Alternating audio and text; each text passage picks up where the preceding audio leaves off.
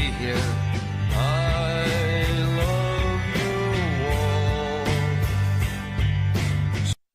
Hello and welcome to the Scannain Podcast, your weekly look at the world of film news, Irish and international. I'm your host, Darren Mooney. Joining me are Jay and Ronan. And this week we're going to talk about what we normally talk about, which includes the film news, the top 10, and the new releases. But let's start with what we normally do. So, guys, what have we watched since last we talked? Oh, okay, me. All right. Never seen a few. I got you covered. Thanks, Jay. I'll kick off with one of your favourites, Darren. And a new release, although I suspect it's not in the top 10, Under the Silver Lake.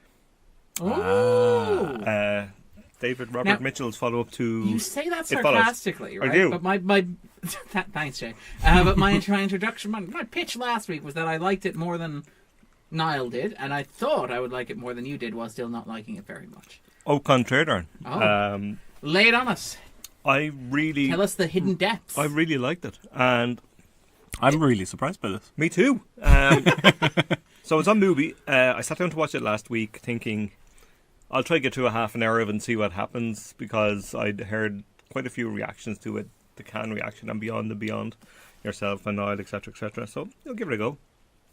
And I was kind of in pretty quickly. I like Garfield a lot, but he tends to do roles where they don't quite fit him, but when they do, he tends to kind of come alive on screen more so than a lot of the younger actors that are probably get better parts and get better kind of reputations, I think. I think he was in the wrong role in Silence, but he's a good actor. But something like Social Network, where he's perfectly cast. Yeah. And quite arguably brilliantly. should have led to much bigger things for him. Yeah, absolutely, I agree. And this film feels like this could have been that film had it gone as well as he'd hoped it would be, or whatever, you know. It's a perfect lead role. It's kind of in one of those kind of LA films, and that kind of cycle through every so often. And this leans into and leans on a lot of those films like The Long Goodbye, The Big Lebowski, Inherent Vice. A lot of these films that exist for Chinatown. Like we've seen a variation of this story on many occasions. Yeah, it's a pastiche of a pastiche. And I'm okay with that, because I've seen them and I enjoy most of those films I've named. Yeah. To varying degrees maybe, but mostly they can be really fun, and I like that kind of empty LA kind of idea of, you know, trying to find something in something that has no meaning and stuff like that. Yeah. And a detective mystery where the mystery is existential. Yeah. Bored to death, but serious. I really, really like this. Garfield's great. He has this, it's not a stoner thing. He has this dead behind the eye thing of a generational thing. You know, there's very much a definite sense of like a listless generation. Yeah, and he just wants to find meaning in something and transcend his life and his circumstance. And to chase that to wherever ends that will be, and to focus on whatever the next thing is, be it a person, be it a thing, be it a place, be it an experience, be it whatever. And I like the idea of that. I think it's hyper specific for a generation, and I can see why it doesn't quite connect across the board. I like in terms of my issue with it was that it was not at all. It felt too broad in general. It's the same for me, at least. It seemed like it was recycling that sort of 90s anxiety about meaning and conspiracy and purpose. No, I mean it throws those things in, but they don't seem important in the way that they would have appeared before. Okay. Like there's a kind of thing where at a certain point they come across it's not a cult, but a certain group. Yeah, but it doesn't seem even tangential to the story to some degree. It seems minor in comparison to, say, where that would fit in other films. This feels like somebody that is self-obsessed about their own inability to connect to a broader world and a kind of sense of the self where he exists. And it's a worldwide thing rather than necessarily an LA thing. Yeah. But LA happens to be where you'll find it. Yeah, exactly. And the end of the West. Like it's literally a Shaggy Dog story, because there's one of the angles of it is about a dog killer. Oh no. Yeah. Well, oh, dear. There's nothing, turned me right off. There's nothing major in that the tangent to some degree doesn't really go anywhere to a large degree. It's a subject of dogged investigation. Is it? And don't give it the rough treatment. Stop it. But Garfield has this kind of sadness to him, and the film has a kind of haunted sadness. I described it as a kind of desolation and sunshine, and I think that kind of works really nicely for it. It's extremely bright as a film, like in terms of how it's filmed, how it's shot, where they're the locales where he the ends clear up. blue skies, the use of colour, And even the night scenes are sort of shot. They are, in yeah, studio and sort of quality. And there's lights and shadow kind of Yeah. playing in the kind of classic noir-y kind of thing, but there's a lot of light kind of playing on screen. I mean, there's a scene where he's in a graveyard at night watching a film, and it's like something from 90s television. Yeah. The graveyard's so well lit. Yeah, exactly that. And I think it's aiming for that kind of thing. And I think it gets there for the most part. I think this is way better than It Follows. Which I wasn't a massive fan of, although I did like, say, the first hour, 40 minutes, 50 minutes. I think it's really good before it kind of falls away. And it showed a director of promise with kind of the lauding that it got. I think there was certainly promise there as a director, I'd say. And I think this kind of builds on it. I'm surprised at its reception. I'm not suggesting that we're talking masterpiece here or anything, but I liked it a hell of a lot, and I'd be interested to see how it plays, say, a decade from now, because I put it up there. Like, I mean, this going to sound like a hot take, right? But I wasn't as wild as everybody was on Inherent Vice, right? I liked it a lot, but I'd put this up there at that level. Oh, wow. Okay. So take that, and that'll depend on your reading and your taking of Inherent Vice and whatever. Sure. But I liked it a lot. No, Inherent Vice, I think, was my 5th favourite film of the year, so this is not that. There you go. So that's my position on it. So yeah. Cool. Then I watched Katie, the Ross Whittaker documentary, Which is on Netflix, right? Yeah, it is. Yeah, on Kate Taylor, and I liked it. This is good. I mean, it's an extremely difficult film for many reasons. A couple of things happen off screen that aren't approached because of various reasons. Understandably to a certain degree. But cast a shadow. Yes. Yeah. And if you're aware of them, you can't not be aware Yeah. of them.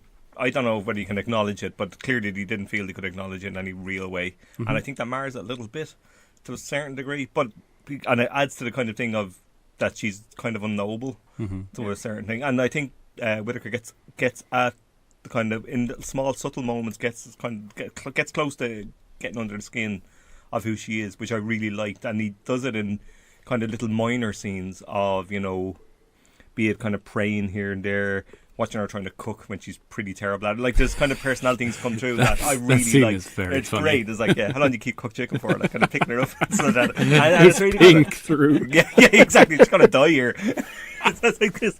And there's some really lovely little moments that are kind of revealing. And Taylor's a great subject because there's a couple of things. She's extremely determined in a way that I haven't seen somebody in a documentary being that determined in quite a long time. Yeah. I heard things like, I'd be a boxing fan from back in the day. I wouldn't be as big a fan as what I would be when I was younger. But the speed of her hands are like a blur on screen. And Whittaker captures really well, like, in the feel of it, the kind of the world she exists in, and that she's queen of. Like, she rules it. But she's extremely humble, really smart. And you see young girls get photographs with her and stuff like that. And I think Whittaker gets as close as anybody's going to get at this moment in time, certainly, to kind of capturing her essence. So it's worthwhile. It's not quite. It doesn't quite, quote unquote, land the knockout blow, I guess, to make it a really good documentary. It does lack. Indeed. It does lack a little something, unfortunately, to kind of make it a very good documentary. But it is a good one and worth seeing, I would suggest. Yeah, I think I'm with you there. It's a really interesting push and pull between sort of her desire not to show too much of herself and his desire to get under her skin, and that's kind of at the same time what's its weakness and what's the appeal in a way. Yeah, I'd agree. It's really strange, but it makes for a compelling viewing. No, I agree. I liked it, and as well, she's never less than watchable, which really adds to a lot. And then I did a weird kind of associative double bill, I guess. Ronan recommended Love Is All You Need, which is on one of the movies in the world in the Netherlands, I think. And I'd never seen before. It's this Susanna Bier film. And this is fucking great. I really love this film. As Pierce Brosnan, who is, you know, appears in a lot of films over the years, but doesn't quite get utilised in the way that, like, I think he's a little bit of a better actor than he's given credit for, and he has this kind of sad, kind of haunted look about him that never, like, the only film I can think of the last few years, aside from Bond, say, because A is my favourite Bond anyway, but that's neither here nor there, is the remake of Thomas Crown Affair, where you really know that he has charisma and talent and a certain subversive look and whatever, and he really utilise it very, very well. Did you see the Ringers list? And again, this is going to take us off topic, but did you see the Ringers list of the top 50 films of 1999?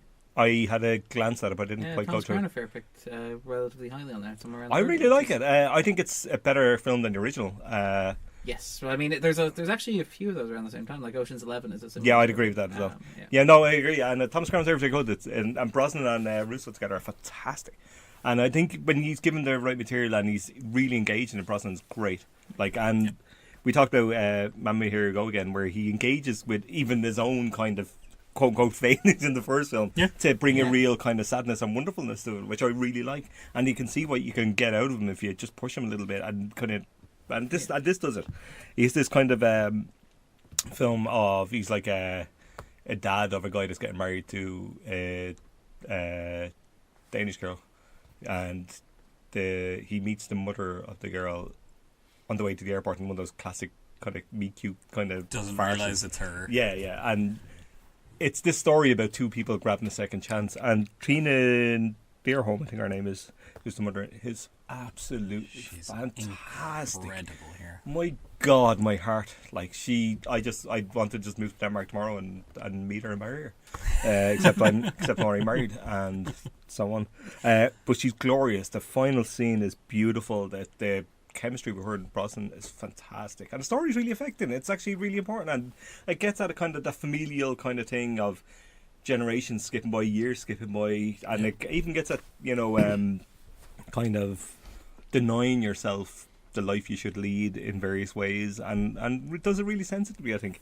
And I really like that. So I followed that up with another film that she starred in, which was been on my watch list for a while, which is Nico 1988, which is a film about Nico, the singer of Velvet Underground fame from the 60s, if you old young kids would remember that. But Nico basically sang with Velvet Underground and sang various songs on it, and then had her own career. She's a German singer, and Trina Deerholm plays her in this film. Oh. And it's really interesting. It's kind of set around the last 2 or 3 years of her life, where she does this kind of solo tour in crap house places in kind of England and Europe. And it's a really great first hour. It's this kind of trawl through these desperate towns and desperate circumstances. And she plays her as a singer with these kind of weird eyes of kind of like, you can see the desperation to live, I guess, and to kind of connect, but also the self-destructive element that is inherent in music, particularly of the 70s and stuff like that, where you just want to wreck everything because that's what you do. That's the generation that came about of throwing TVs out of windows type generation, and it's really good. It's a tricky role to balance, and she does it brilliantly. Unfortunately, the film kind of falls away in the last act. It just kind of becomes generic, whereas the first hour set up to be something perhaps special. But well worth seeing. It didn't really get a release here, I don't think, but I remember reading about it. It did okay last year in the festival circuit. It kind of got quite a few write-ups, but I don't think it's kind of made any splash beyond that. But well worth catching if you can find it. And a couple of others. Music and lyrics, which is yes, that's the one. Keep going. We're I'm not singing it. I'm not. You sing away. Anyway, sorry.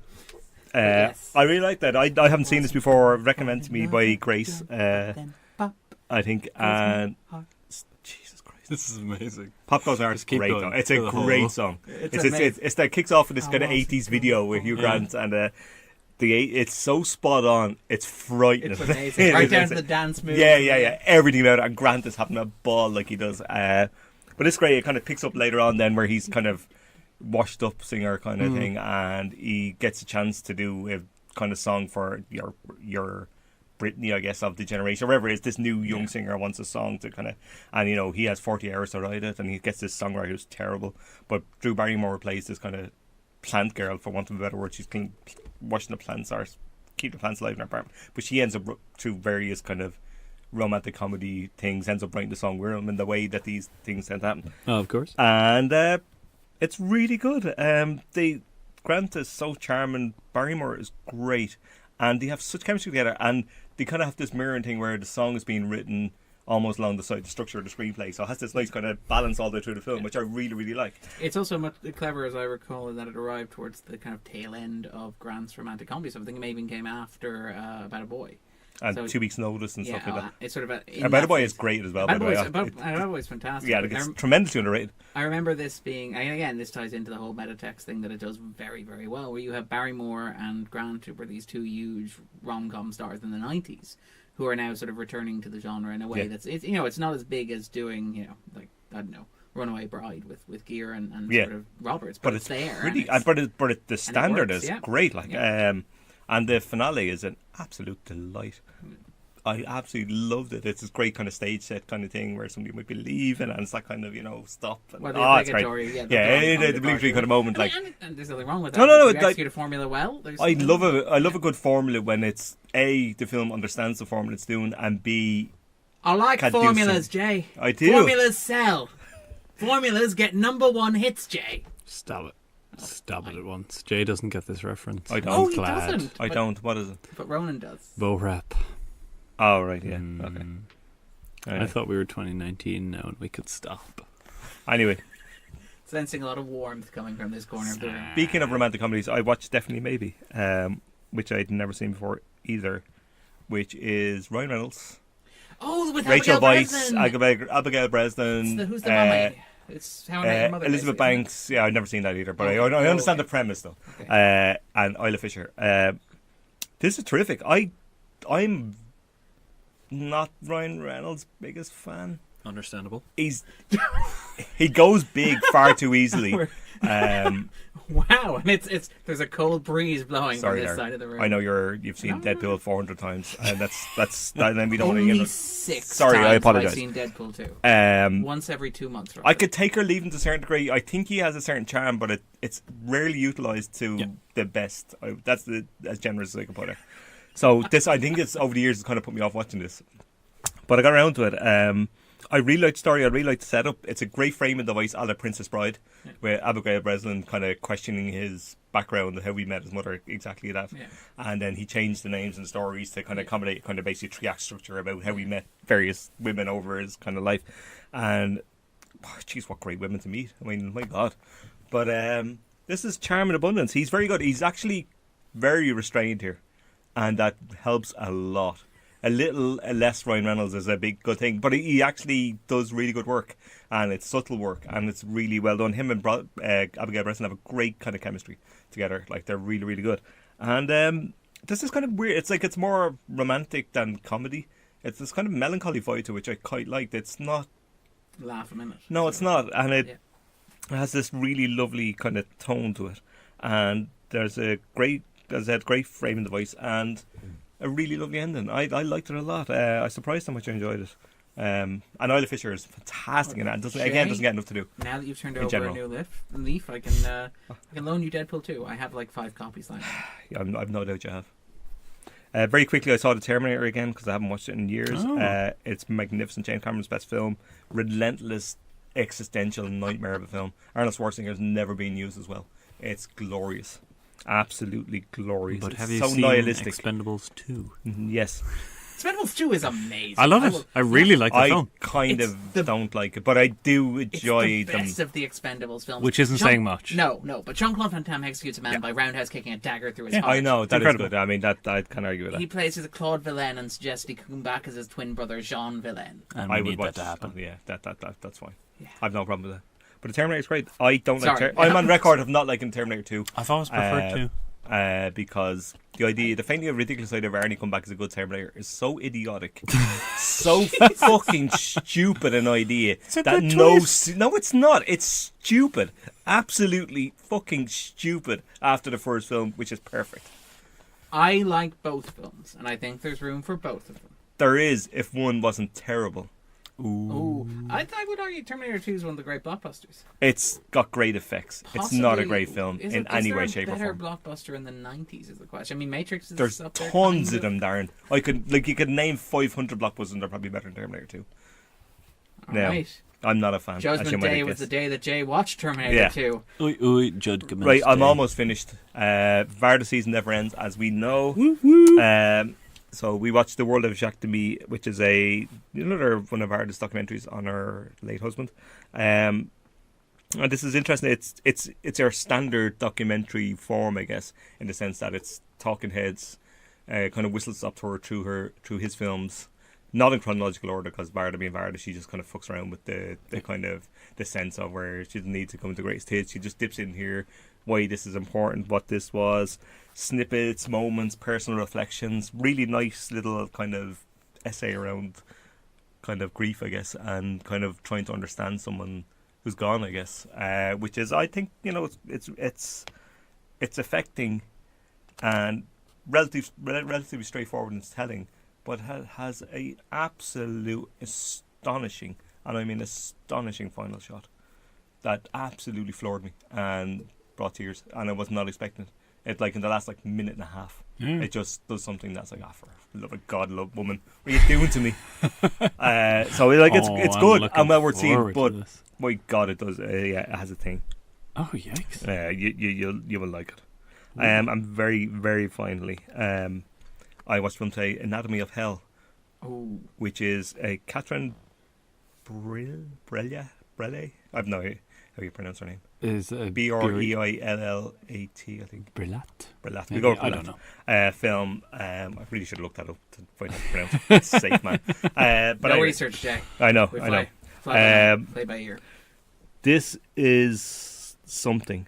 This is a basic premise of this woman kind of wanders into this kind of gay nightclub, kind of bops around the place, sees people, brushes against a guy on the way up to the bathrooms, gets into the bathroom, pulls out a razor blade and starts cutting her arm. Ooh. The guy wanders in, having gotten a sense from her that something was either up or wherever, that the touch was specific or whatever, and kind of not rescues her but certainly helps her, brings her out, kind of gets her arm sorted out, whatever. They have a sexual connection. It's the best way to keep this in the kind of PG-13, relative PG-13.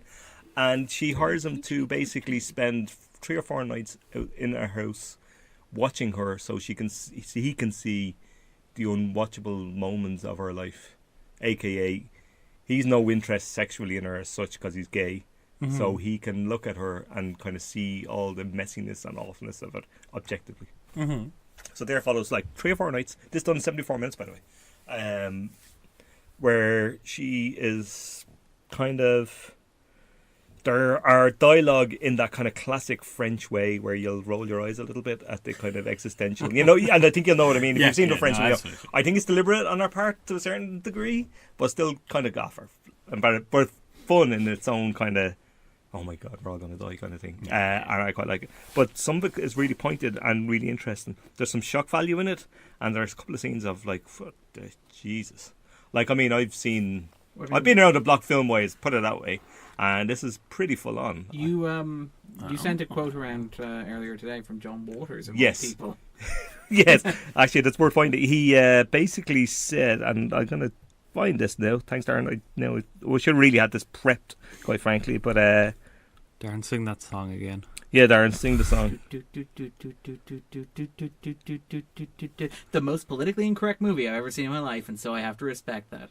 I wasn't gonna fall in love again, but then... Jesus, how do you... I couldn't find it. Anyway, yes, that's the quote. And when John Waters says that... John Waters? Yeah. I know, right? Yikes. But what's really interesting about the film and what she captures... Stop it, Aaron. Sorry. Is this... She captures the kind of latent rage, misogyny at the heart of the male gaze in cinema, particularly around women, and particularly around women who... I'm trying to phrase this as delicately as possible, who would be... And like all people are messier. Like the way the world is messy, we're all physically messy. But in the way film tends to want to see women as clean, forensically clean, and that gaze that's kind of fallen, that kind of angel of horror kind of thing. Dichotomy. Yeah. And that men kind of almost demand these kind of this sheen, this faux sheen that people have, that, it should be this way, and this really explodes that in a very graphic sense. But it's never less than fascinating. It's extremely difficult at points. It's like, Jesus. But I couldn't take my eyes off the screen. Yeah, really I don't think it's brilliant. I think there are moments where it just does things maybe for the sake of it, just for a shock value element to it. But it's absolutely fascinating. And I read an Ebert review of it subsequently, and he gave 1 star. Yeah. And that's worth reading after you've seen the film. But I think it's better than that. I think there's really good things going on. But, NSFW and etc. etc. Is it on a movie? It's on Movie US, as two of our films are, and there's another one on there, and I'm going to watch the other one as well, I think. Yeah, absolutely. And I think both of them are around the Varda long, if not less, so never hurts. That's what we like to hear. That's me. Ronan. For some inexcusable reason, I've only got one film for you guys. But you may have some television shows. Well, yeah, that's the thing.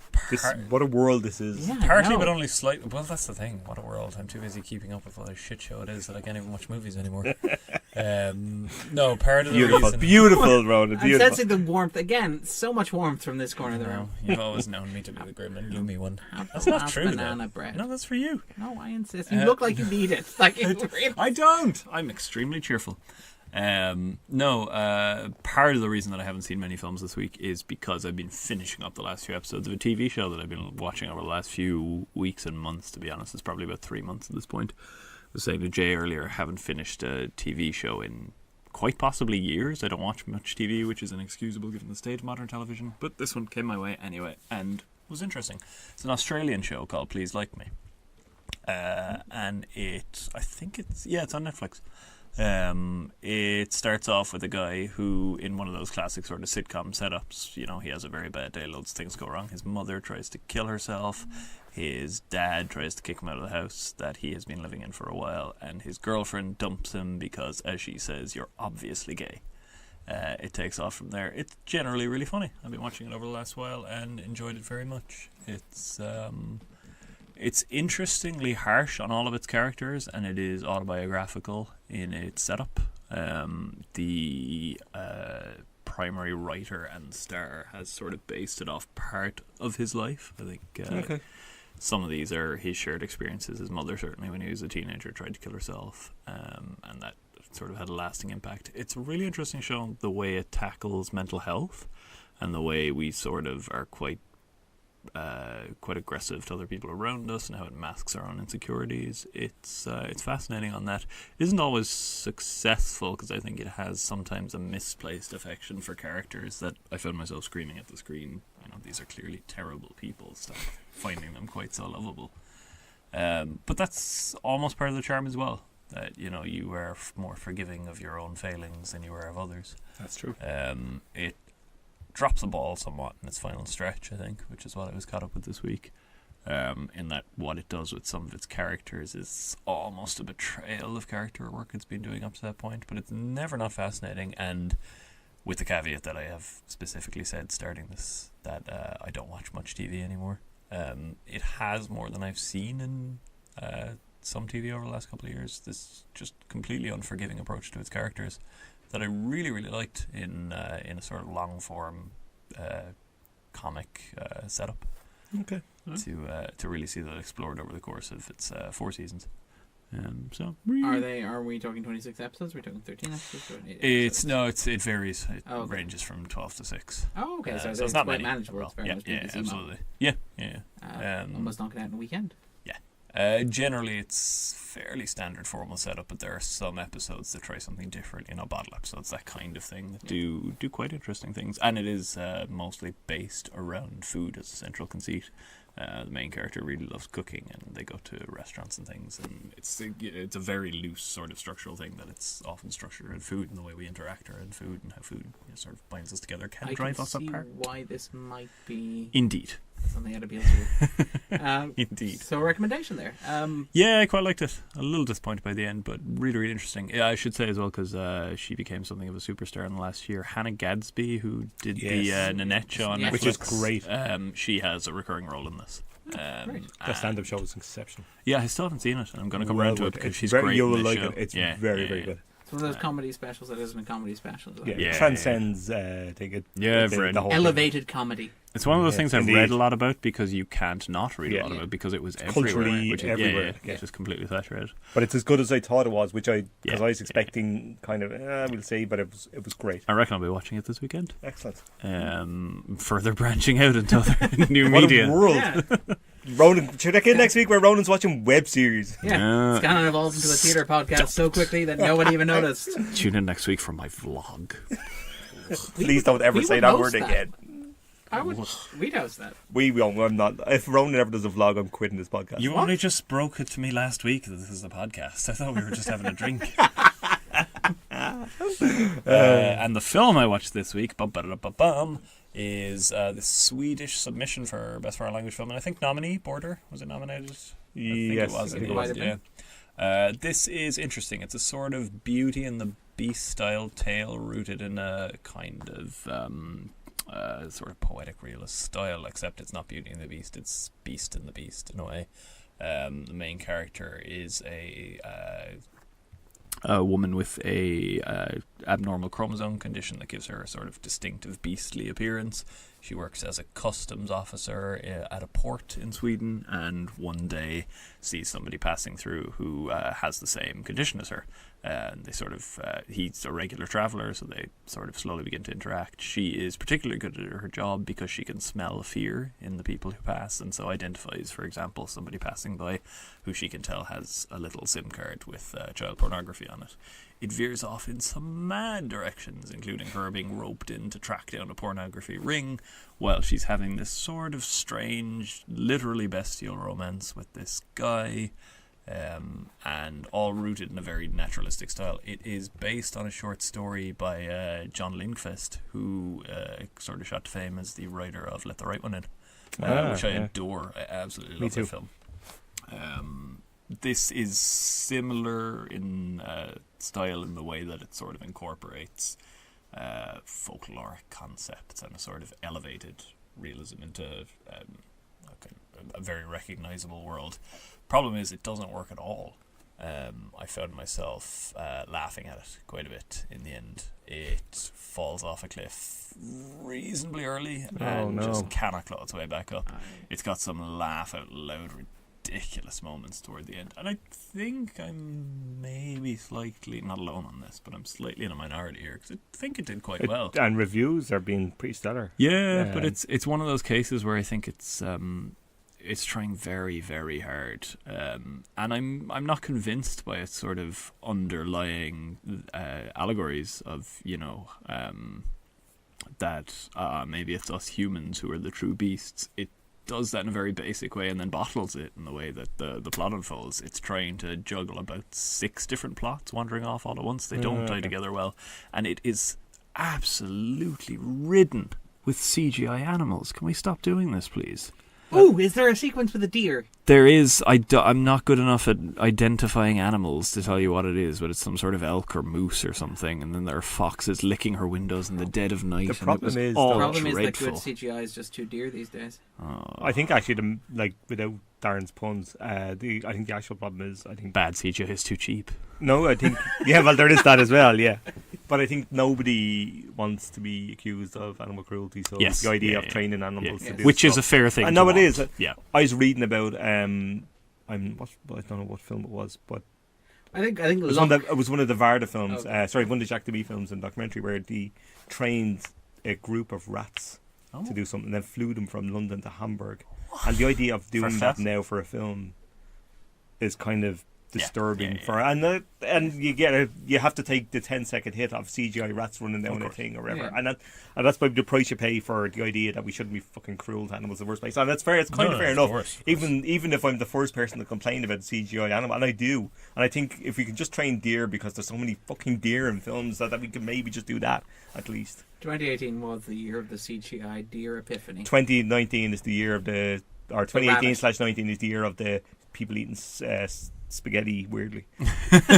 So well, they've always done let's stop doing that as well. No, I think absolutely that's the case, and it's much easier to work with a computer than it is with an animal. And it's understandable. It's this kind of weird, we're very much in the uncanny valley here. Yeah. It doesn't work, it's a distraction, but in this film it's sort of extrapolated out as well. There are moments, and I don't want to get too much into what happens in the film, but there are moments where that applies to other situations. CGI is called in other places, and it just looks ridiculous. Frankly, it takes you completely out of the film. I think if you have a budget of X and you're doing CGI anything, you need to incorporate that into the script. Like, it needs to have a reason, Oh, yeah, or it has to be absolutely. changed to accommodate the budget. The 'Cause quality that you can only do what you can do. Yeah. And I think a lot of films try to do something a little too ambitious with CGI sometimes, and it comes off as cheap, as opposed to put it in the background, put it in darkness, put it whatever you need to do to make it work. And I think that may be the issue really more than anything.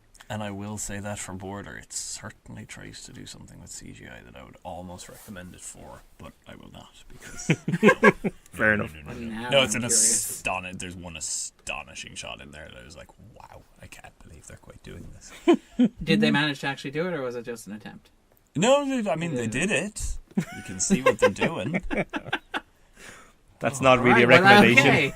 But I'm curious now. I'm That's going. me now. That's Ronan. Thank you very much, Ronan. On that note, so yeah, I had a bit of a light week this week because I was kind of busy. Excuses, Darren. so- That's all I'm listening to here. So for the third week in the trot, I rewatched Twin Peaks: The Return. I've had a lot of time to think about it, digest it, to discuss it, talk it over. Did with you people. have? And, Do you really just go, I didn't see a lot this week except this 18-hour series? And I mean, I've talked about it with people. I've thought about it a lot. I've broken it down, and I think it's good. I think you're right.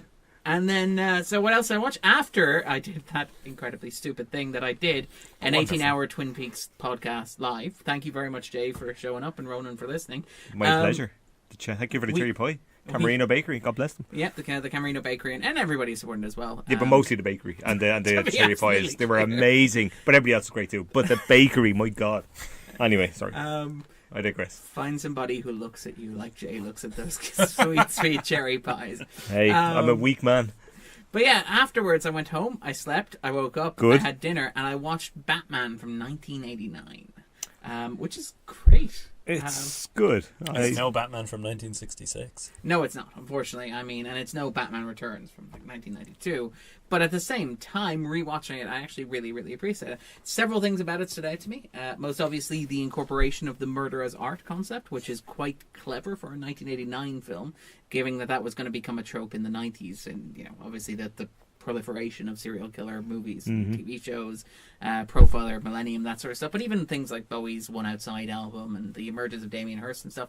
So that was actually quite prescient. A very Tim Burton twist and something that works remarkably well. One thing I actually really like about Batman 89 is the way that it sort of blends being a film and being a comic book adaptation.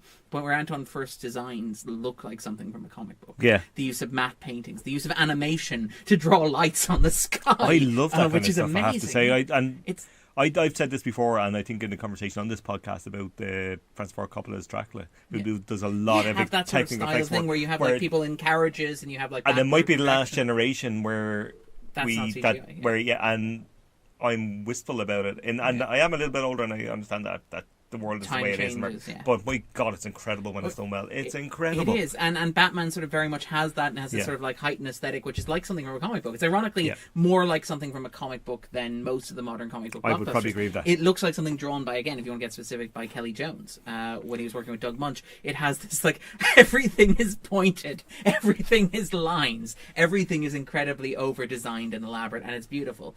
But at the same time, it's weird because it's also a relic of a time when Hollywood was still figuring out how to do comic book adaptations in a way that like the Marvel adaptations hadn't codified. Yeah, So like nowadays you have this idea of textual fidelity, and it's kind of great watching Batman that you can tell the writers were like, so Joker's just a guy with like, he's got face paint on, he's like a clown, he kills people, right? That's all we need to know about him to write a movie with him in it. And it's like, it's great. It's got all these little things in there where you can tell it's like, well, just plug them into a conventional movie plot. So like, the hero and the villain are going to have a romantic triangle, right, with the female lead. Yeah. That's going to happen. It doesn't matter that one of them dresses like a giant bat, sleeps upside down, and the other one's a homicidal clown. They're still both going to have like a romance with Kim Basinger as Vicky Vale, right?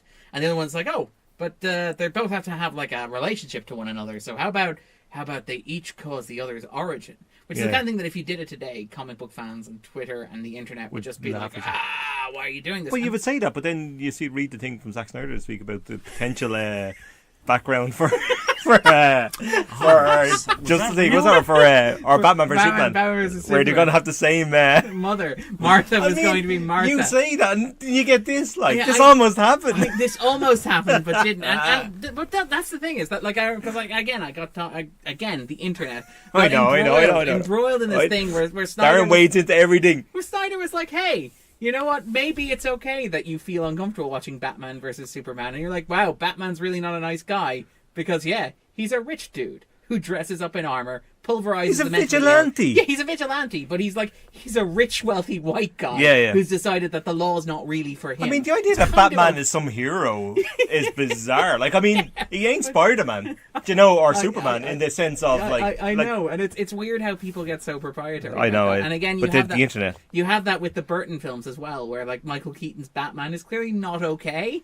No, he's not. Like, and the casting of Michael Keaton is brilliant as well. Because Michael Keaton would never get casted. Like, I know we did the thing a couple of years ago, the Spider-Man movie. No, but and also before that, Birdman, the kind of referential kind of thing. Because he got I Batman. know, that's exactly it. Like, today. but like, you'd never get Batman. An actor like Michael Keaton would never get Batman. Now. He's not physical enough. It's like an 1980s footballer compared to Ronaldo. It doesn't work. It would never work now. But you get away with it because it's the 80s. So we're crazy, man. 2.5 Michael Keatons to make you would exactly. But that's exactly it. Like, and that's what I kind of loved about it. He's the guy from Beetlejuice, for fuck's sake. Like, as Burton is like, I've got cash here. I can actually make this happen. What about Michael Keaton's like, come on. Oh yeah, sure, why not?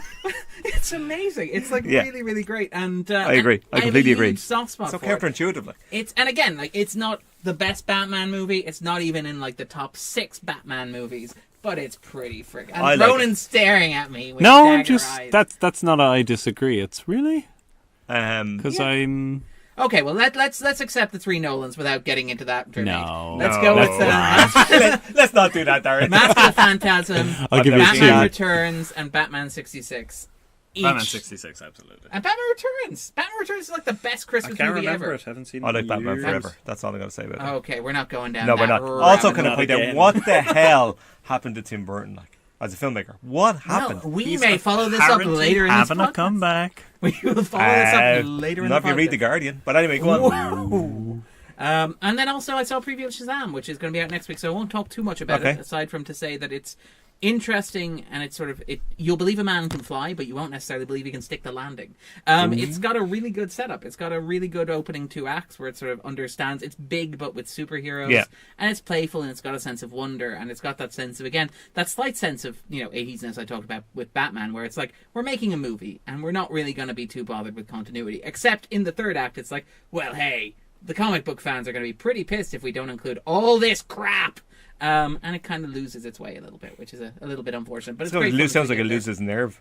It does a little bit. And then also The Sisters Brothers, I rewatched as well, which is my 3rd time watching it, despite the fact that it's not released yet. Is this out soon? It This feels is like out it's in a been out couple for of about weeks. 2 years. Please tell me you really like it, to say that this was your 3rd watch. Fine. No! It was a surprise screening, and Okay. yeah, and it was also because I wanted to give my roommate the house for the evening. I figured he'd had a tough couple of days, and it was like maybe he could do with some privacy. So I was like, let's go do a thing. Oh. And it was like, there's a surprise film on. I'm pretty sure it's The Sisters Brothers. Turned out to be The Sisters Brothers, and it's grand. It's again. When you say grand, watching you know what I mean. It's watching good actors like be charming together. John C. Reilly's fantastic. Joaquin Phoenix fantastic. It's got a really good, and it's amazing how rewatching a perfectly fine movie really flattens it out. Because initially I'd be like, well, it's too episodic. It's got some pacing issues. Its structure's very strange. Now it's like, it's really good for the first hour. Then it gets really long. Then it ends 3 times. Ugh. And it's a shame because there's a lot of good stuff there. Just not necessarily in the right places, if that makes sense. Anyway, so that's about my week in film, but let's talk about the week in film news. We were very sad to hear about the passing of Broncho McLoughlin, the Irish stuntman, who has had a remarkable career in film. Like he's arguably, like I'm reading the list of films in which he worked. He broke into film working on The Viking Queen, which was filmed in Wicklow in 1967. He'd moved to Australia at the age of 16 and come back to Ireland at the age of 28. Discovered that The Viking Queen was filming like right next door. And back in the old days, just bluffed your way into it. Like, just wandered up to the set apparently. I was like, I can ride horses, and they're like, sure. That's exactly what that's his qualification. It's like, do you need training, back brace, union membership? Be grand. But yeah, Broncho McLoughlin had an incredible career. Like, let's just break down some of the stuff that he's done. He played a stormtrooper in Star Wars. He performed stunts in Richard Donner's Superman. He played a Mujahideen in Rambo 3, a thuggy in Steven Spielberg's Temple of Doom, very different Hollywood. Performed stunts in Ryan's Daughter. Played Nenog in Krull. And actually, interesting enough, this is probably where maybe most people know him from, or at least where I would sort of, like, when I saw the pictures, like, yeah, I think I recognize him. He was tied to the wooden cross that floats over the top of the waterfall in the opening scene of the mission. Yeah. People should not do things like that. Well, I mean, he's like, again, he's very much a sort of an embodiment of an older style of Hollywood. Also, in the kind of that the conversations come up yet again about the lack of recognition for stuntmen and stuff like that. Yeah. Particularly the age of CGI, which it's never been recognised in Hollywood with Oscars or anything like that, where it should have been. Yeah, and still there bloody should be, because it's great. It's an unheralded and brilliant. Craft, yeah. I mean, and it really again, is. And craft is the exact word for it. Yeah, no, it's an incredible technique, and the work that goes into it, the skill that goes into it, and the care required to do it properly. And all those broken ribs and everything else over the years. And I mean, there are all these stories you hear about stuntmen who are like, yeah, I broke my ribs, and the first thing I asked wasn't get me an ambulance. It's like, will you do it again? Well, did we get the shot? That's it. Did you get the shot? And is it going to be in the movie? Yeah. And it's astonishing. But yeah, McLoughlin worked on a number of James Bond films. He appeared in A Customs Officer in Paul Verhoeven's Total Recall, Prince of Thieves, and worked in his sort of. He also worked on Irish film as well. He was a stunt coordinator on The Field, Father Ted, and Man About Dogs. And he also recently, again bringing his career full circle, worked on the hit TV series Vikings in his native Wicklow. Oh, very good. Which is pretty great. It's not a bad career. He was a member of the Stunt Register Ireland and was inducted into Hollywood Stuntmen's Hall of Fame. Excellent. So very sad to hear about his passing, but that's a phenomenal legacy. No argument with that. In terms of other news, just to announce that the Element Distribution will be releasing The Dig in Irish cinemas on April 26th, and I'm really looking forward to it. I look forward to it. Niall saw it at Galway. I did not. He I was probably eating pizza somewhere. Yeah, I'm really looking forward to it. Will we be broadcasting live from Galway this year is the question. Perhaps. Oh, we need to. Watch this space. But yeah, this sounds great. I'm going to watch this. I'm really, really excited about it as well. And again, it's been a wonderful they won year Best for First Feature or Joint Best First Feature at Galway. It's a first feature, yeah, is it? Wow. There's a First Feature award, I think, at Galway. I remember the trailer being released was phenomenal, because that was one of those everybody should watch this. By the way, you should watch the trailer. Yeah. And then just in terms of Irish films that are available on sort of digital platforms, Paddy Brennock's Rosie is available on digital DVD from April 5th. Yeah, it's great. Watch It it. was one Watch of it. Scannain's Essential. favorite films of last year. Yeah. I'm sitting with the two people who proposed it. Which Yeah, is great. it's great.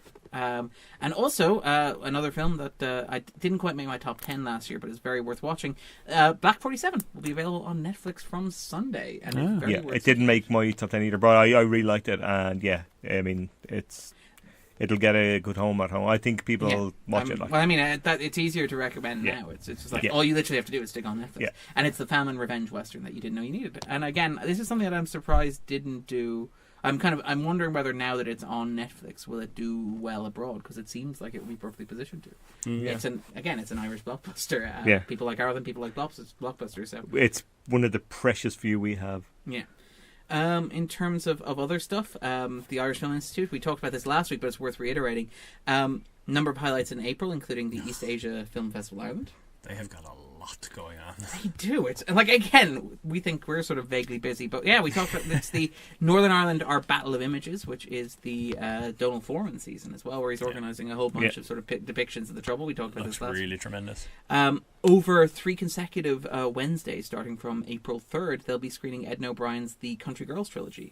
Each directed by excited for this. It's part of the One City One Book sort of, I suppose, festival you might call it. Runs April every year, and Ed O'Brien's Country Girls Women trilogy write books in Ireland? What? I know, amazing, right? Wow. They don't get in details though. Yeah, or calendars.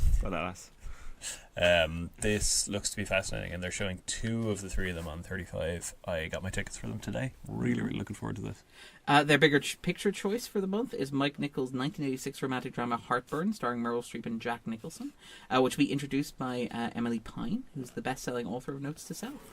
Oh. Which was the again, speaking of women, Irish women who write books, the 2018 Irish Book Awards Book of the Year. I cannot make this, and I'm really upset because it's also on 35. I like Harper. It's worth watching.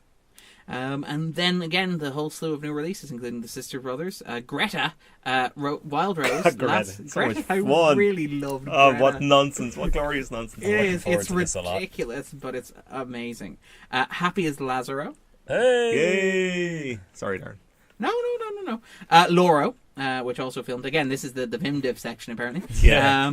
But yeah, Ash's Purest White as Which well. is great. We I saw it. we Yeah, we both saw that really at festival. loved, Loved it. yeah. I'll be Absolutely loved catching it. this. Yeah. And very worth looking at. And finally, the Monty Python's Life of Brian will be having a special screening on Thursday, the 18th. Just in time Splitters! for Easter. Yeah. But it's very worth looking at. Also worth pointing out, one of my co-hosts brought this to my attention today, that despite the fact that we open, we tend to, there's a lot of mournful news on the podcast today, it's just worth celebrating Yes. the life of, celebrating people who are still with us while they are. Indeed. Diane Weist's birthday today, I believe. It is Diane Weist's birthday, and I think we need to celebrate that. She's one of the finest, and we were only scrolling through her recent filmography a while ago, and there just great. isn't enough of it. She's absolutely terrific in everything she did with Woody Allen, of course, but in Synecdoche, New York, where she reduces me to a very moist pile of tears every single time, just with her face. Yep. The power of her face. Yeah. Two-time Academy Award winner as well, and which three-time is, nominee, two-time winner. She is an exceptional actress. Parents were watching one of the few what you call them Ron Howard films worth watching. One of the few Howard films that Jay can countenance. The least beige of Ron Howard films. She's great in that, and obviously the two Woody Allen films she won Oscars for. But it's over Broadway, and her sister are also exceptional. That we don't really talk about Woody Allen anymore. But still, their roles are fantastic, and she is fantastic in them. And she should do more work. Speaking of things We worth love you, Dan. celebrating, it's time to talk about the top 10. Yes, my favourite. At number 10, it's Fisherman's Friends. Oh, got the top 10, really? It's- Yeah. Having Would you earned €50,000 to date. Ah, well. I don't know At what's like. number 9, hanging on in there, Fighting with My Family. Yeah, you like this a lot, didn't you? I really like this. Grace really liked this. And the guys at Joe, who host a new video that they show in front of every film showing at Omniplex, also really like this.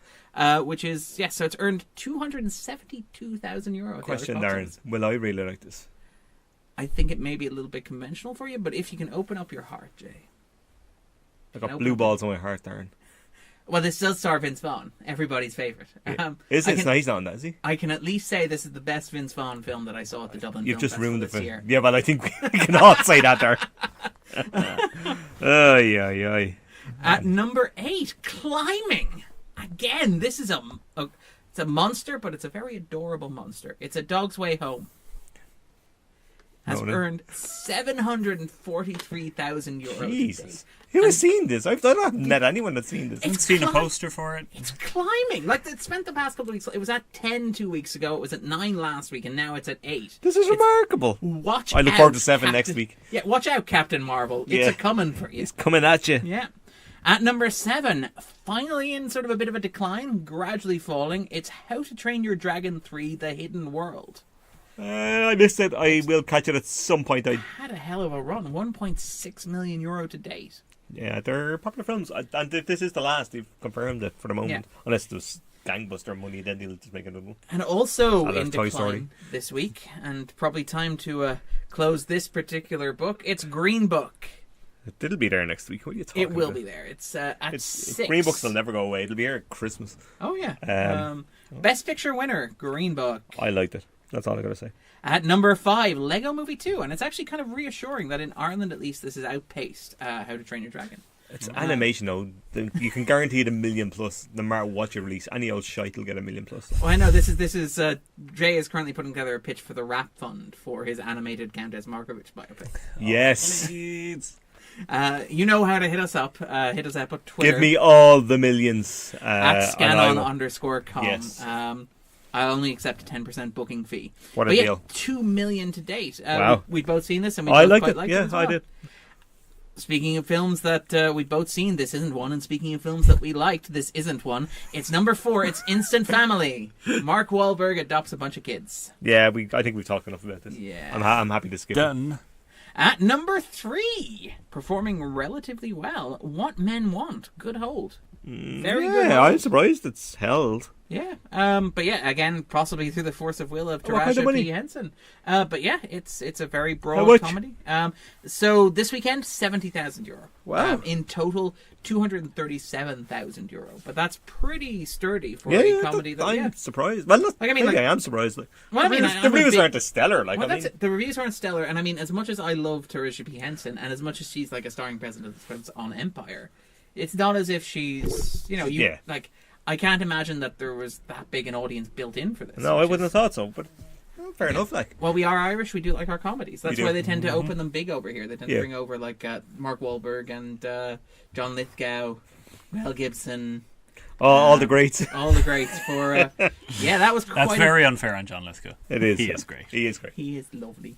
At number 2, having already grossed €2.2 million at the Irish box office, which is a phenomenal amount of money, doing an amazing job internationally, it's Captain Marvel. Yeah. In fact, you could say its box office performance is marvelous. I did. I almost went to see this today, but the sun was shining, so I didn't. But I will. That's all. More I gotta hot takes coming right at say. Yeah. Hey. you. But yeah, so no, Captain Marvel, and it's good. People seem to like it. It seems to have found a good audience, which is nice. Well, it's Marvel. I Um, mean, they almost find a good audience, don't they? And I mean, hey, Particularly Avengers good audience for this. Endgame, 3 hours and 2 minutes, 2.5 Vardas. I'm there. 3 hours and 2 minutes. Yeah. Oh no. I'm gonna have to take a half day off work to see this. Ronan, if it was 90 minutes, you still wouldn't be going. That's very true. Spot on. Actually, here- Spot on. Well, I mean, like, look, I think this year myself and Andrew took the hit for charity, and we did 18 hours of watching. Yeah, well, Andrew watched it literally right up until the moment, 5 minutes before he finished the last episode. Really? I say he was a shell shock. It was talking. remarkable. No. It was great when everybody left and just sort of talking with him about it. It's like, so you've watched it and you've talked about it for 11 hours. How are you feeling? But yeah, so we did that for charity, and that was a great Sure. thing. 36 hours all in. I think next year for charity, and I would back this all the way. What do I have to do? Ronan watching every single Marvel Cinematic Universe film back to back. How many are there? 22. 22. I reckon I've seen 4. maybe 15. I could have seen 15. Really? Yeah. Wow. Yeah. But I'm kind of curious if you watch them all condensed together. No, DC I get Universe, surely. cranked. Oh. Yeah. God. No. No. I'd sooner watch these 3 times. I want to watch you watching Justice League. Oh dear Two God. cackling witches. Even I would not. Yeah, even I would feel kind of guilty about that. I would not. Not for a You second. haven't watched Justice I've League. saw 4 minutes of it on Sky Movies. That's more than sufficient. Yeah, I still Who's have- this guy with the eye? Why would anybody watch this? I flicked through the channels, found it on, and had like one of those post-traumatic stress flashbacks. It was like I was never left Yeah. the cinema. There's not enough money in the world that get me watch the whole that film. At least Niall loves it. Release the Snyder Cut. Sorry, I didn't. I actually wouldn't mind seeing. Of this. course you wouldn't. You'd watch every cut of anything, Darren. You're a masochist for this stuff. I still Release the haven't- Ron Howard cut. The beige cut. We want the beige cut. Can you imagine Ron Howard's Justice League? Everyone would be so pleasant. It'd be so dull, like everything else lovely. is dull. Lovely. It would be like, come on, it would Lads, be like, watch Solo Star Wars Story. It's be like Batman wants a cup of coffee, but it's cold, so Superman's like, hey, I've got laser vision, and it's amazing. oh no. At number 1, a new entry, which is great. €264,000 in its opening weekend, toppling Captain Marvel, which is quite remarkable. Perhaps an indication, maybe, that the doldrums of the year, the sort of start of the year, have begun to turn around. Okay. It's upon us. It's upon us. Yes, it is. Us! Jordan Peele's social thriller has opened at number 1 in the Irish box office. Performed remarkably well in the States as well. Is it the highest grossing original film in decades? Just check the Hollywood Reporter. Like 20 stories in 2 days on it. People want to talk about it. People are idiots. And I'm actually... Jay. that write stories for clickbait. Yes. Jay. Agreed. I don't know. I find that there's a wonderful appetite out there, and I find it actually quite infectious. Like, even... I like, do not I, find it quite infectious. I'm... Like, I would not be the Hollywood Reporter. Infectious like a disease, Okay. Darren. I would not be the Hollywood Reporter, but Good. I got a substantial engagement when I was like, hey, I liked us. And it's like, hey, I immediately got drawn into 3 separate conversations that were not horrible, which is fantastic. That is And nice. no, it is. And there's a lot of like, We'll not see the like of it again. for at least a decade. But no, I mean, there's something. If only it was good. Oh, That's the problem I have. I have a twist on this. Oh, have you seen Oh, I have seen it. have you? Yeah. Wow, that was like. Oh man, all right. Oh yes. Oh, My sleeve. I Didn't am I? actually genuinely shocked that this is not a that setup. was- Go on, that this is was- amazing. yeah. Go on, go on. Yes, I've been to the Couldn't cinema. script this. Whew. You couldn't. The pressure. The shock. So I liked Get Out a little less than a lot of people, I think. I was a little worried that we were sort of heaping a load of praise at Jordan Peele's feet. It's a really good debut. Does some really interesting things about the sort of cultural gaslighting that's going on, race relations in the US, the sort of weird idea that everything is fine now, but that's not actually reflective of lived experience. So I went in quite excited for this. And I think where Get Out is kind of quite remarkable in the way that it gets that sort of laser focus, really interesting idea that it communicates through a very effective use of genre. Us doesn't do that. Us has got a point that it desperately wants to make and never can, where it uses genre as a crutch. And I found it terribly boring. Oh, thank God. Yeah. Not just me. Oh, thank Right, God. so Darren's on the other side of this argument. Now, I think there is a lot to admire in it. There are great performances, Lupita Nyong'o especially. She's great. Yeah. No argument here. Peele has things to say, but they are not nearly as insightful as a lot of people are making out, and his previous film would suggest the kind of thing that he has to say. I thought it was very often, it felt like a film in search of a message, just constantly. And it would be fine if it was an entertaining genre piece, which to me it never was. Found a lot of its scares were very sort of prototypical Blumhouse stuff, even. That, there was a lot of characters menacingly crawling, slightly sped up footage. A lot of stuff that I'm used to seeing in a lot of places. It didn't scare me. A lot of the comedy didn't sit well for me. It felt misplaced. In the way that Get Out didn't. The tone was a little more all over the place here. It has a lot of ideas. It has too many ideas, and they're Script needed a knocking off refinement. each other. It really Absolutely. did. Yeah, it goes on too long, and Yep. it's essentially a 3-act structure where all of the acts are the same. They keep getting Yeah. into the same fights. Yeah, and the major problem I had is when they split all the 4 characters up. In The second film act, stops to yeah. a crawl, and Yeah. then it cuts between all of them, and none of them are doing anything interesting. Yeah, and yeah, it stops the yeah. whole film. It's Absolutely. exhausting. It's like, Yeah. what are you doing? Yeah, yeah. It's like that's a fundamental error in it's horror. failing It's of- a fundamental error in structure. It Yeah, to me, it's fatal. It's a big failing of direction and editing for me in those points, and many, many points. I'll throw my hands up and say that I quite liked it. Didn't like it as much as Get Out, and I think you're right to hone in on the fact that Get Out had a very laser focus and Yeah, precision. yeah, This yeah. is a lot broader. I wouldn't say sloppier, but it's a lot more. It's a lot messier in what it's saying and what it's trying to say. Mm-hmm. Whereas it's impossible to walk away from Get Out and not understand what it's saying. Yes. This is a film where it's like it's saying a bunch of stuff, and none of it's entirely coherent with everything else that it's saying. So maybe it's saying these things, but not other things. I'd agree I with did think, though, that I actually, which is interesting in terms of what you're talking about, its use of genre as a crutch. I actually thought watching it that it felt like Peele was trying to produce a much more straightforward horror film in many ways. And in fact, a film that sort of showcases him more as a director than a writer. He did win the Best Original Screenplay, which obviously he did this before he won that. But again, people were watching Get Out, and there was this big discussion of, well, is it horror, really? And I hate those discussions. But I mean, you get that where it's like, it's not scary. Yeah. It's a criticism that I've heard from people, and again, people I respect and people's opinion I value. I've So it's not as if I've it's kind just... of changed my opinion on that, though. I find it quite frightening in Oh, it's its very message, unnerving. and No. I'm happy with that. But I would have been one of the people that seen it first. I was Get like, Out this that I isn't would, scary. but I've kind of since changed my tune on that. I think it needs a lot going on there. No, Get Out is skin crawling, but it's not necessarily like scary in the way that traditional horrors Yeah. are. And I mean, this feels like it's Peele trying to do that a bit more. There's a lot more obvious artistry on display, and I can understand why that might be irritating. So I'm thinking, for example, like I can remember. Again, there are shots from Get Out that I remember, in particular, like the close-up on Chris's face as he's crying and trapped, the sunken place, obviously, Yep. things like that. Iconic But they're already. Yeah, they're iconic already, but they're more concepts than actual shots. When I think of, like, Us, on the other hand, I think of images that are entirely separate from what the film is trying to say. That shot of the little girl, Adelaide, as she's walking down the steps into darkness with the like neon-lit roller coaster Yeah. behind her, silhouetted almost symmetrically. The shot of the family crossing the beach with the shadows across the dunes and things like that.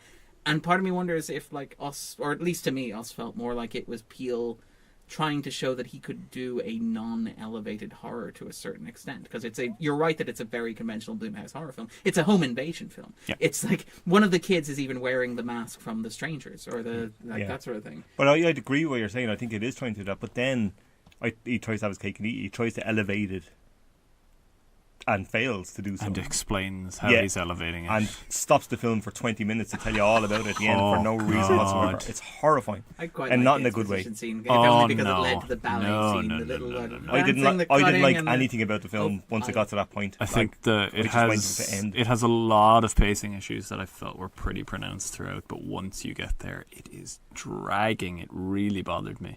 But one of the interesting things I felt walking out with a pretty full crowd and just sort of listening in on what people were talking around, there was a lot of attitudes from the crowd, and I don't like to sort of presuppose anyone's reactions to things, but there was a lot of what I heard of people saying, I liked it, it was kind of good, it was decent horror, kind of funny. I didn't really get what it was saying, but I mean, I guess that means that it's saying something interesting, and there's kind of a lot of that to it in some of the things I've read. Now, I'm not going to say that, everyone who likes it is, they're not grasping what it's saying, not at all. This is interesting. It was LBJ were talking about this as well. And again, I absolutely don't want to presuppose and be clearly everybody who doesn't get it is an idiot because I'm so sophisticated. You can't hear me, listeners, but I have a pipe in my mouth as I'm saying this.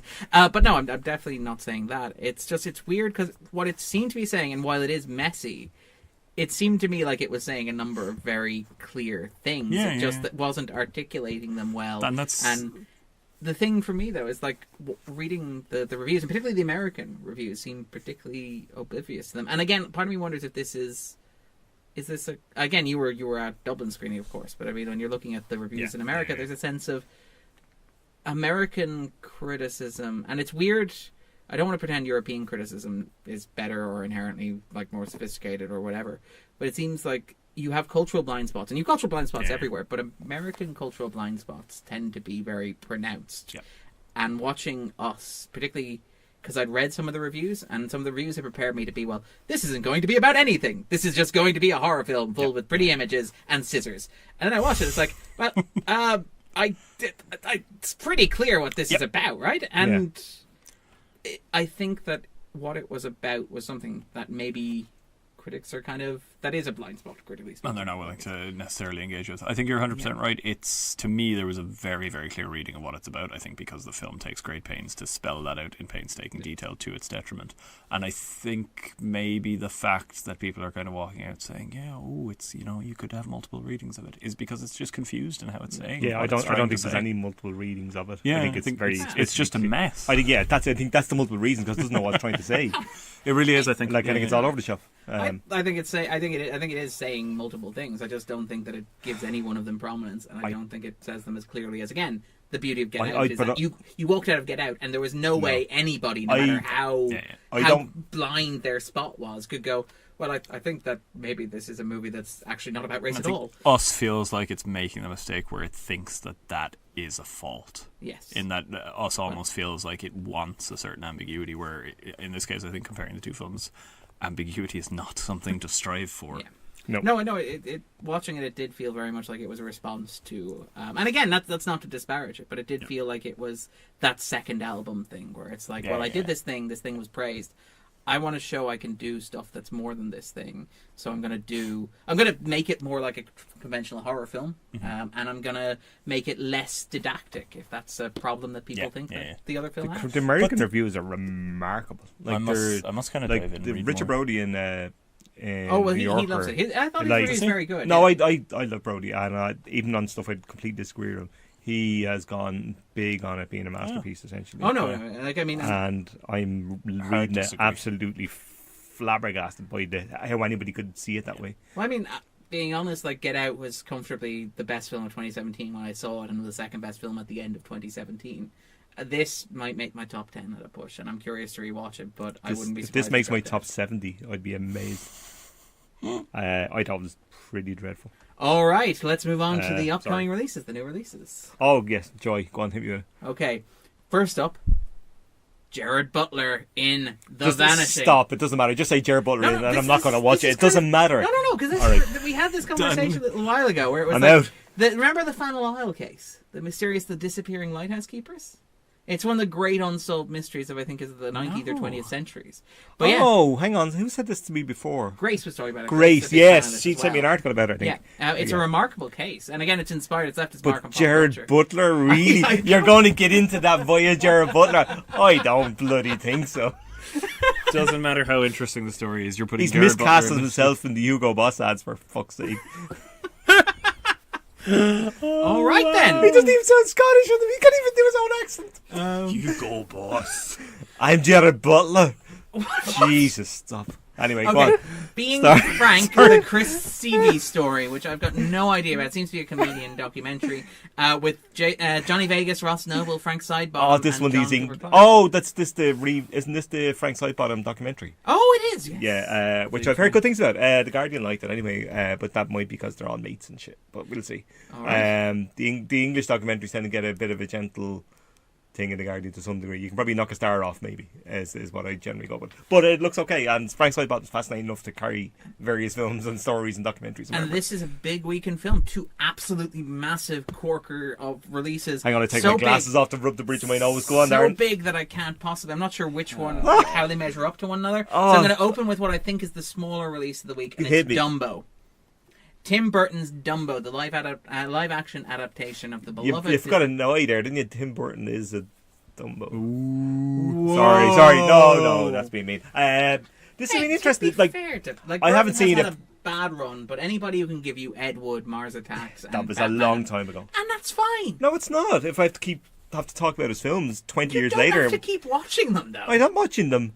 I've stopped watching them. Yeah. So it doesn't mean I can't slag them off from afar. Interesting though, Dumbo Or seems Jafar. I see what Look at you me did doing all there. puns and shit. I'm very proud of that one. I'm going home. Wow. Sorry, that was great. The reviews just been very weird. The Guardian gave 1 star. New York Times seemed to like it. It seems polarized It's all all over over the the place. place. Yeah, it's really strange. And it's kind of amazing because, like, Dumbo is, again, of the Disney films, the ones that perhaps justifies the need of a remake, or not the need. Nothing needs a remake. No. Justifies the existence of a remake because it's a film that is obviously plagued by a number of issues, right down to the fact that it includes crows named Jim. Who are stereotypical Yes. African American, so you could make an argument for something that is again Redresses that to a certain degree. This is a very cynical perspective, but like Dumbo being such a huge part. That's of not Disney's why they're brand, making it. Let's be clear. But Dumbo being such a huge part of Disney's brand, it's probably a good idea for Disney to have a version of it that isn't. Yeah, I agree. Horribly There's 2 racist. things on this for And me. again, I love the original Dumbo as well, but it's something that is something to be aware of when you're showing it to kids. I went to see the Lego Movie 2 a couple of weeks ago with my niece when we were babysitting. This came on as a trailer. The trailer, to be fair, is decent.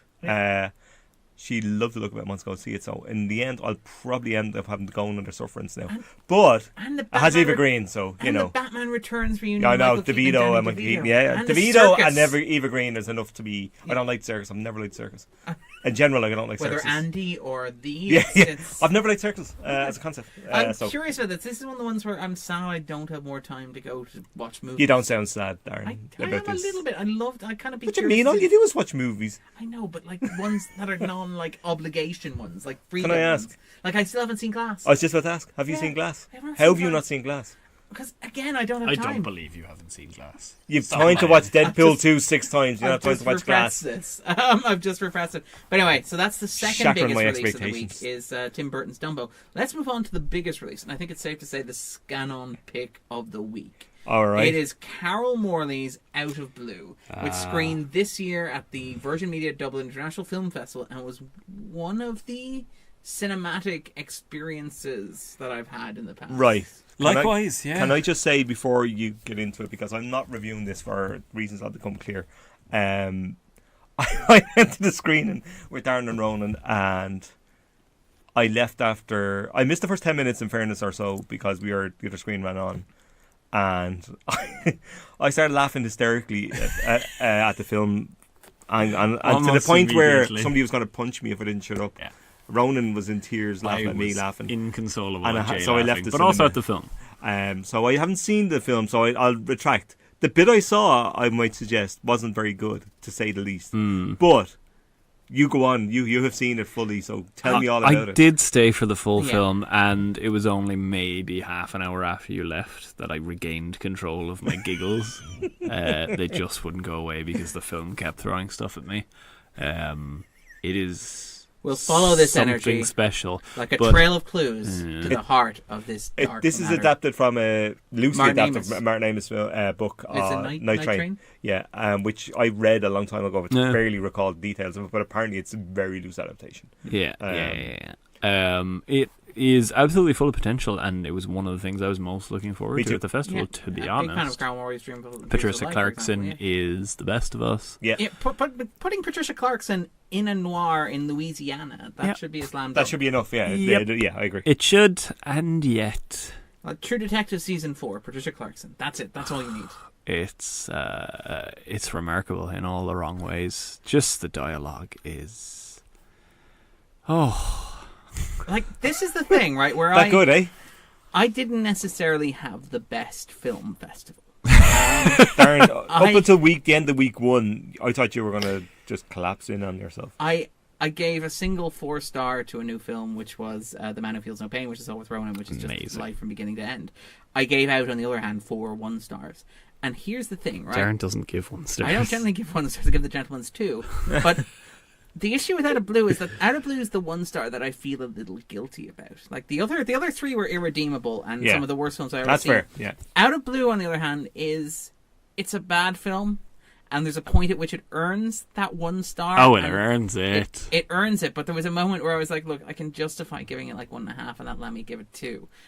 And then this thing happens, and it's like, I can't. You I can't. literally can't. And Morally, Ronan was you there. cannot. Ronan was there. I think did I We- laugh at the time or did I keep it to myself? I don't know. I if did. think you were like literally open mouthed staring at the screen I couldn't tell if humour or disbelief. Yeah. Maybe both.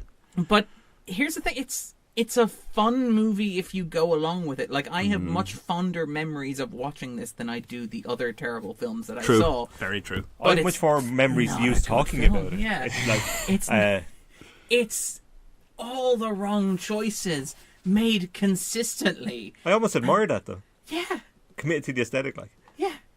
It's just, it's staggering. It's beyond belief. We may or may not be seeing this again. with Yeah, there's people who- rumours that there's we may rumours of go. a Scannain 'Cause road part trip. of me wants to see it now because you talked it down so badly. And plus, I love The Falling and I love Dreams of a Life. It seems like this a spectacular misfire like this couldn't possibly happen. I still don't believe it's happened, even though I've seen 20 Go minutes back of it. in with the expectation of having a grand old laugh. Don't go in thinking that you might turn things around. No, I'm not. But I'm saying at the time, go and see it like Yeah, that. This yeah, could yeah. possibly be the case. Like, Yeah, it's, Yeah, it felt dreamlike in a did. very In a bad strange way. way. yeah. Is yeah, this there's happening? Could it possibly be happening? Are any of us happening? It was the best Lynch pastiche I saw at the film festival. Yeah. Anyway, so that about wraps it up for us. But if people looking for a bit more Jay, a bit more Ronan in their lives, where can they find you guys? at Jay Coyle on Twitter. Ditto, Baron Ronan. You can You're follow at Jay Coyle on Twitter as well. Yes, I am. wow. You gave me your login. Oh yeah. The tweets are coming from inside the house, ladies and gentlemen. You can follow me at Darren_Mooney. I also co-host another podcast called The 250. We follow us at The 250. This weekend, or early next week, we will hopefully be releasing the 18-hour podcast that we recorded last week for the Irish Cancer Society covering Twin Peaks: The Return. It was Glorious. at least 11 hours of it were really great when we had a bunch of really great guests on it. It was, again, everybody was fantastic. Great atmosphere. Yeah, Raised fantastic. a good bit of money as well. You can still donate, actually, if you go to Just Giving as well. But yeah, if you're interested, you can check that out Did and I- jump to the interesting bits. Did I mention the cherry pie? The cherry pie is amazing. There is some ASMR on there for people who want to experience secondhand. What's that? That's when you cut. You have the sound of like cutting Cake. pie Yeah. on radio, and the sound of like It's eating it. Quite and frankly, cake it's on it. erotic. It's seriously erotic. sensuous. Oh my. It was remarkable because it was live, so we actually had like listener feedback as it was going on. Yeah, which was also And remarkable. People were like, "Yeah, more pie, please." It was. So I'm starting up my More Pie Online website. Can now. we For start $1, you could watch me eat pie. Can we do a piecast, please? Oh yes, Gladly eat. where we'll all judge every bakery's pies. I'll have you know, Darren specifically told me to stop eating on this podcast, and that was unfair. No, Darren. It's clearly what the listeners want. Darren told you to stop eating while he grabbed like a sample level of background noise that he could trim. Yeah, but eating is the background noise. We're always eating. All right, take it easy. We'll be back next week. Bye. Bye. Bye.